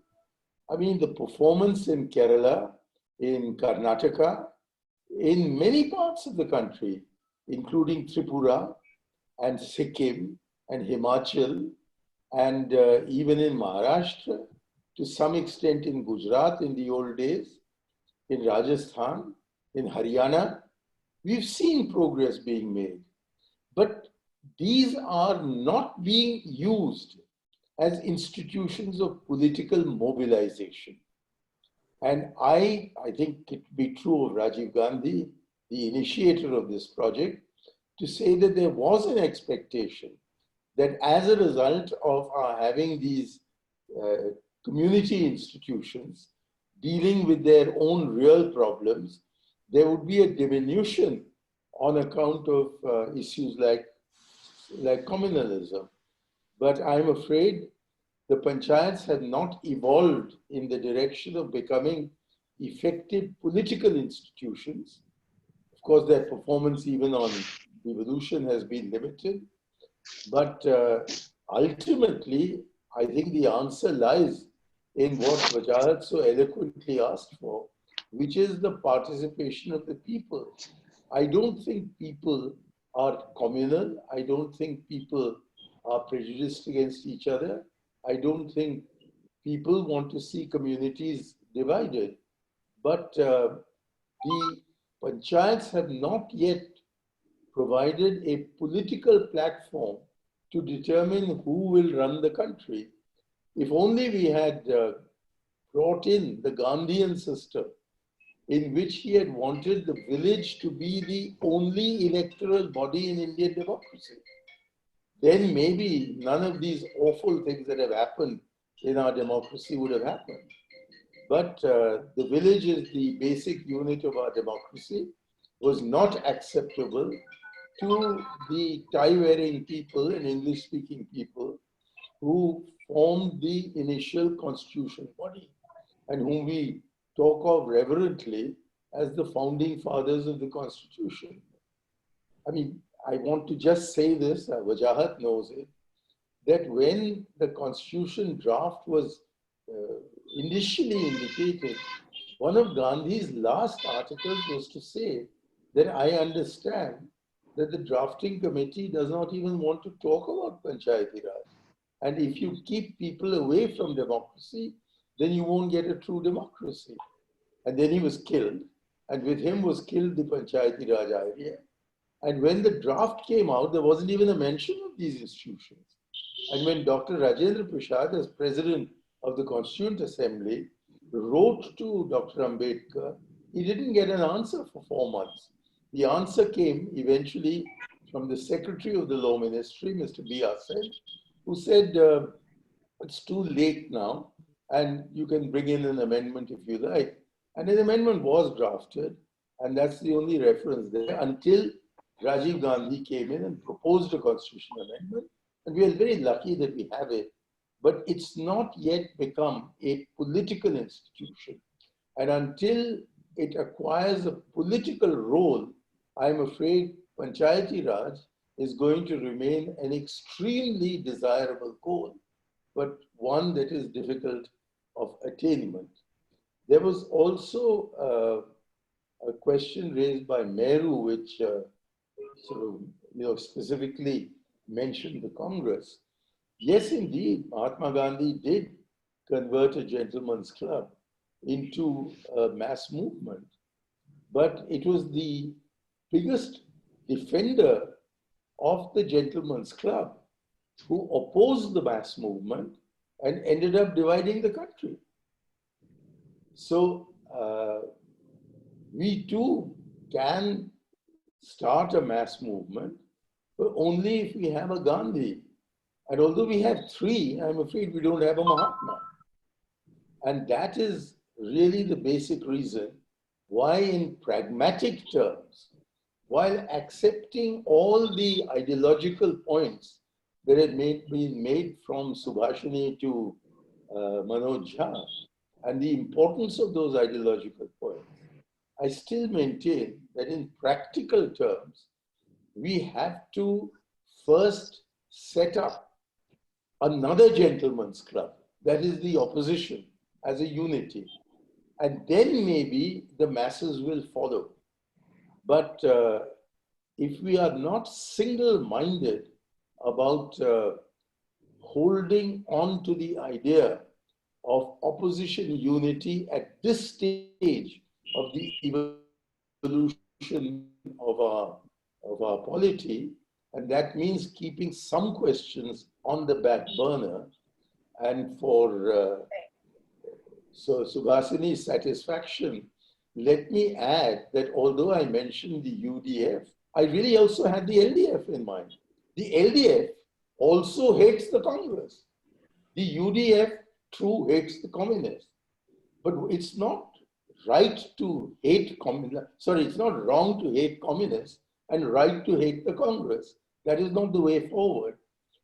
The LDF is also a front. The UDF is also a front. And so my plea is to set up a front and have a common voice. If we have too much emphasis to begin with on specific questions and specific ideologies, we may not reach that point. Let this alliance get its own program. The left has provided us with a word for such a program. It is the common minimum program. So we'll have a common minimum program and then see how far we can go. But if we don't do that, if we stick to our respective ideologies and our respective stands, then maybe we will come in the way of the most important thing, which is to have a common front. Right. The media question and Rajiv's question, I would leave to others to respond to. Okay, thanks. Anyone else from the panel? Zoya, Achin, Subhashini? Yeah. Anybody else? You to come. Yeah, we can't hear you.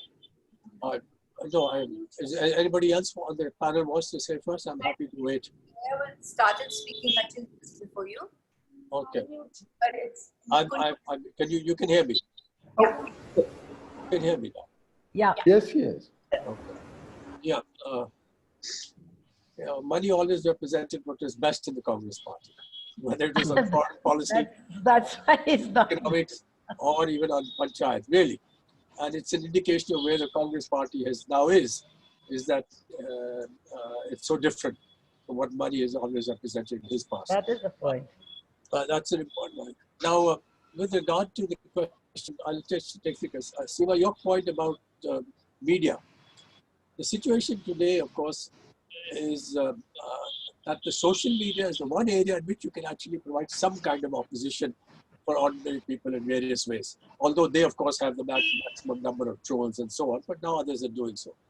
The problem with social media is that on one hand, it's much more difficult to fight against what they're doing in the electronic and print media because of the pressures that they are imposing on owners and so on. Within the print media, for example, there's been a huge gap and a shift in power towards the management against journalists. And that, of course, we all know about it. In social media, the problem is that it is effective to some extent in getting across certain ideas, but in very capsulated form. And second is that it is good at spurring or instigating big events, but it is no substitute for face-to-face interaction on a regular basis. Let's remember that the RSS Sangh Parivar has got 36 affiliates. It has 5 pan-Indian organizations. It has the largest private network of schools. It has around 800 NGOs of various kinds doing various kind of work. Point here is that even to win the ideological battle or to influence, there's a material basis to it. People also give you loyalty because of what you do at the basic grassroots material level. And therefore there is loyalty to the RSS BJP, not just because everybody accepts their ideology or lots of people like that, it's for a variety of reasons. And second, I would like to say one thing is that should we simply assume that basic people of India are not communal, this, that, etc.? I think it's more complicated than that. Yeah. I think people have a contradictory consciousness, especially those lower sections, unlike us, who have access to various things. What does that mean? It means that you are very clear and you think for yourself very strongly, and you won't be swayed by others on issues that are close to you. But the further the issue is away, what's happening at the border, what's happening in Kashmir, what's happening there, or what's happening to some other people, etc., you go along with the kind of pressures that others here. So I think this is something that's very, very important. And we should now recognize this, that hegemony, and this is where Manoj just what I'm stressing, is that if you're going to defeat them, it's very important what you fight at the electoral level, etc., but it's what you do at the outside the electoral arena that is going to be absolutely crucial. And this is going to be, in the long term, the much more important development here. And there, of course, is the whole question of having cadres and cadre strengths and ideological training and so on, etc., because we're still far away from that. My point here is that everybody has their own political personality and they want to work where they want to work. So many others say our preoccupation should be that, fine. Everybody pursue what they feel they do. But we have to have some people now who are working for the long term. Let us remember that the RSS had people working for the long term, and for generations they never saw their thing coming, but they were committed to it. You need to have people who are prepared to do that. It was one thing, a expression of the left in many times. It was an expression of the Congress Party before independence. After independence, I have to interrupt a little bit, Achin. This is the point here. I think you have, because Zoom will start cutting us off. We lost you. Seema, I just want to make one point. Oh. Sorry? Yeah, we'll have to be a little short. Can you hear me? Yeah, can our time, we can hear you, but our time is running out. Okay, then I'll just be quiet. The other panelists also, yeah. Yeah, sure. I'll just be the person. Okay. So there. I have just one thing to say. Yeah. Before Subhashini, you and Zoya come in, I'm just raising something that Jahat has put. Habibullah. RTI. Yeah, on RTI, he said that's not been answered. And also, why can't the political opposition work to empower panchayats? So if you could just sort of deal with that, both of you, I mean, in passing. And before you come, Shuklaji is here, and I do want him to make the closing remarks. So please be ready for that and don't disappear. 5 minutes. You won't. No, I just have one thing to say, and that is when we are talking about being communicating with people. I mean, this is my big bugbear, so I'm going to say it. We must start reading and writing much more in Indian languages. Most people who are saying the right things are writing in English, speaking in English. Manoj यहाँ पर बैठे हैं. It's so important कि आप लोग हिंदी में लिखें, get it translated. It's very, very, very important. And people think कि out there कोई सुनने वाला नहीं, कोई पढ़ने वाला नहीं, बिल्कुल गलत है. You know, this book that has just, Joseph's book, Early Indians. Now all the language translations have come out, and he is selling in Hindi, Malayalam, Kannada and Tamil much more than he ever sold in English. So there's a huge audience there, which unfortunately many people are not addressing. I took a decision long time ago to actually not write in English and write in Hindi. I'm just saying that कि Hindi media के बारे में हम लोग बात नहीं करते हैं. I don't know about other languages का media, but there are a lot of spaces still in other languages, and one has lots of things to say, but about this I want to say, लिखिए, पढ़िए और जानिए कि दूसरी भाषाओं में क्या हो रहा है. It's very important. Thank you. Zoya. Just very briefly, I think this has been a very interesting and important discussion. And there are 2 or 3 key points, I think, that have emerged.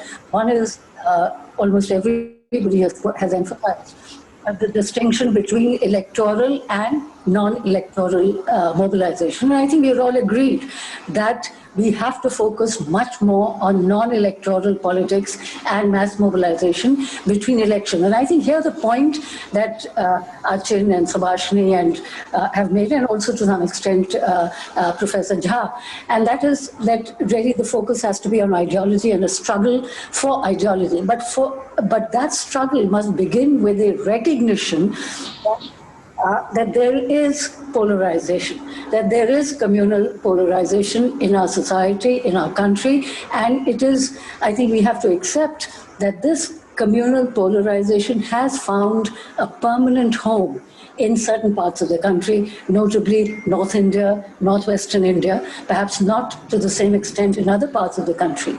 And I think until and unless we recognize that there is communal polarization and communal identities have gained strength, it is really very difficult to explain the persisting popularity of the Prime Minister. Because I think the question really is, why are people complying and not complaining?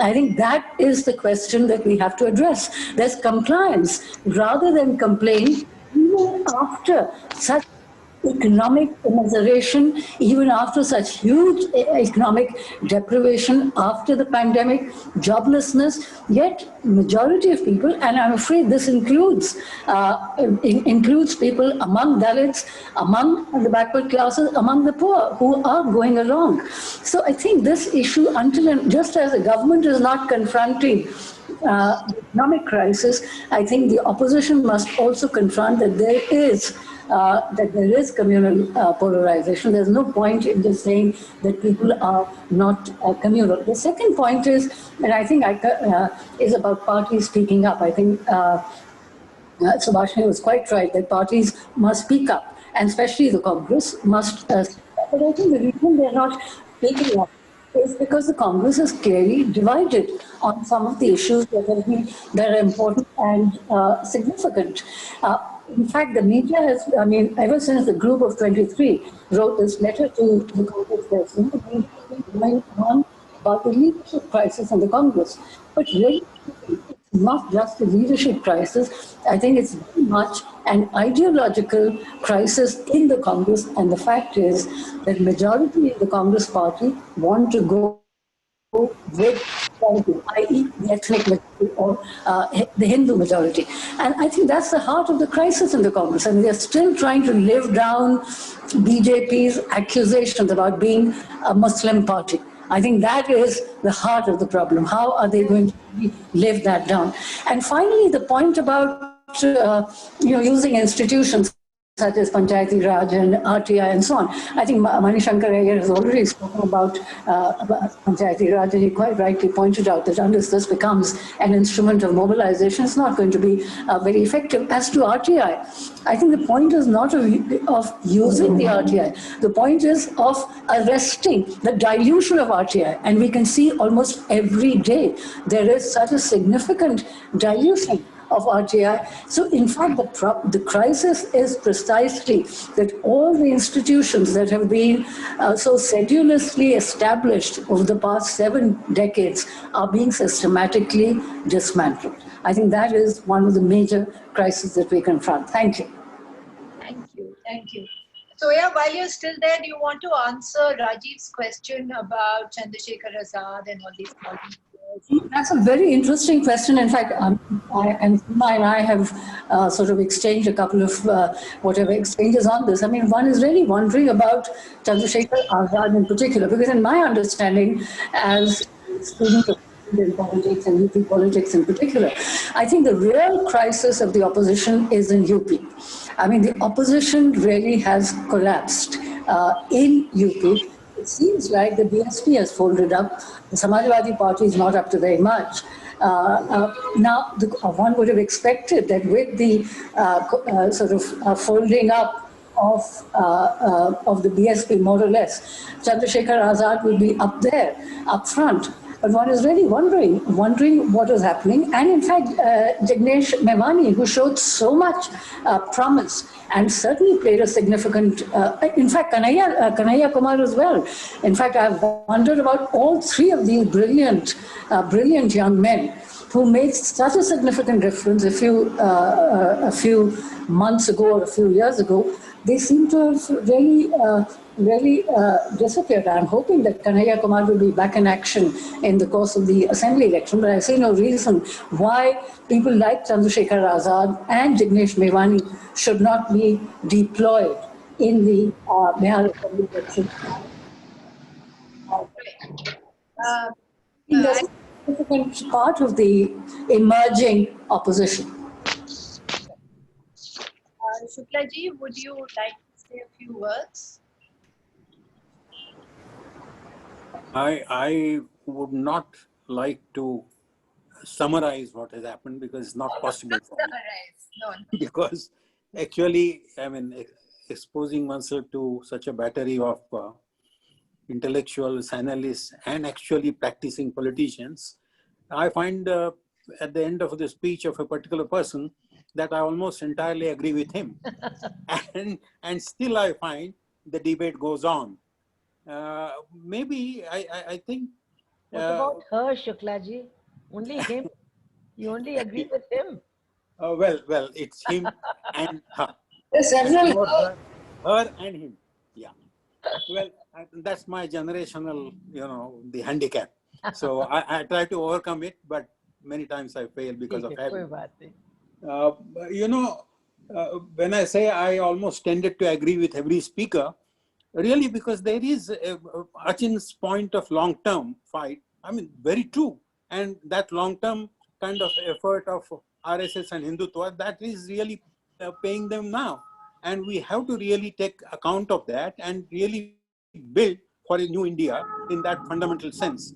But at the same time, I think what Mani said, that we have to find a solution.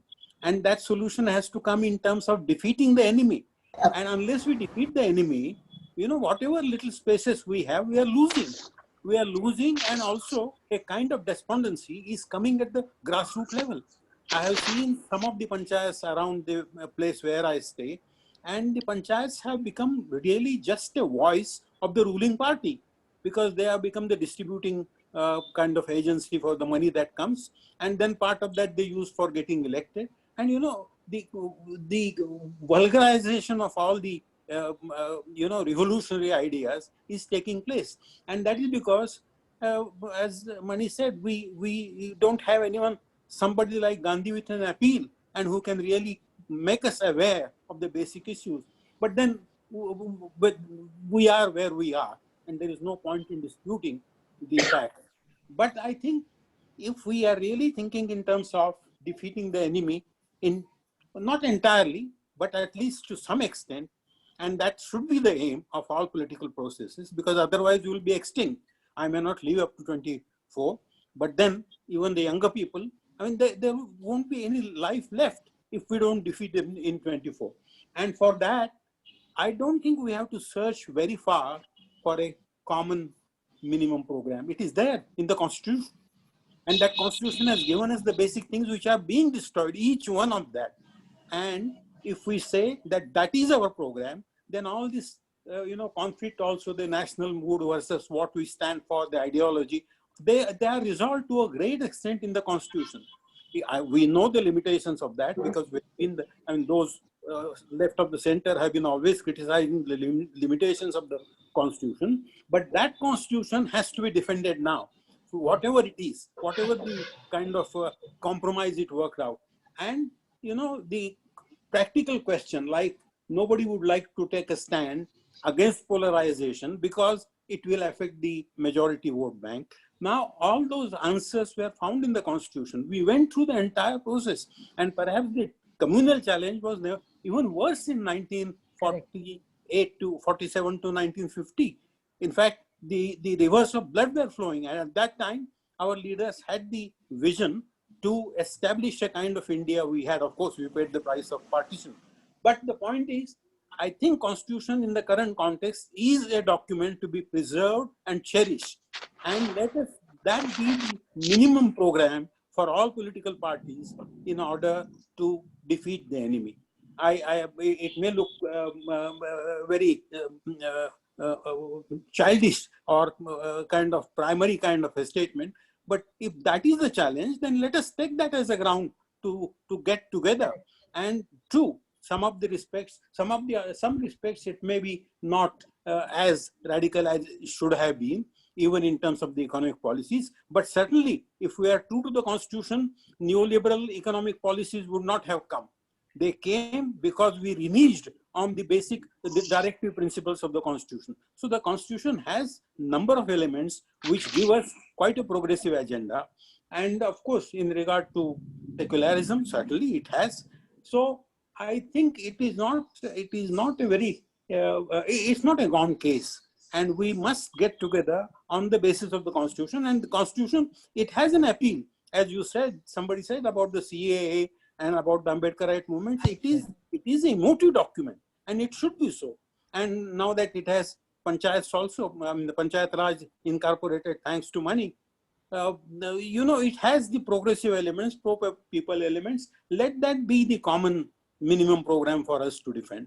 That is all I can say. And I must say that on behalf of the CPA, you have been very kind in responding to our invitation, a short invitation. And I hope that we'll have more webinars, but more than webinars, I think we'll have certainly a movement generated through your efforts. Thank you.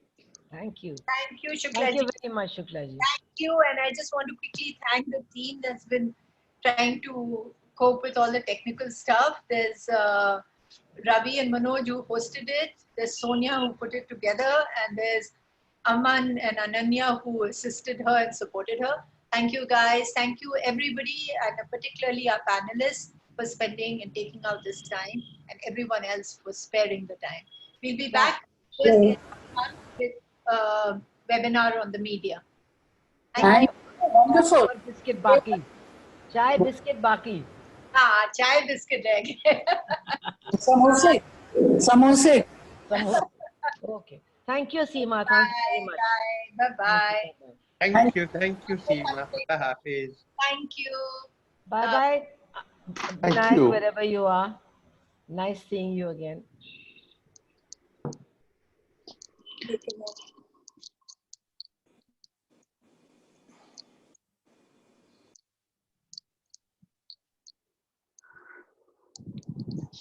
हे काय असतं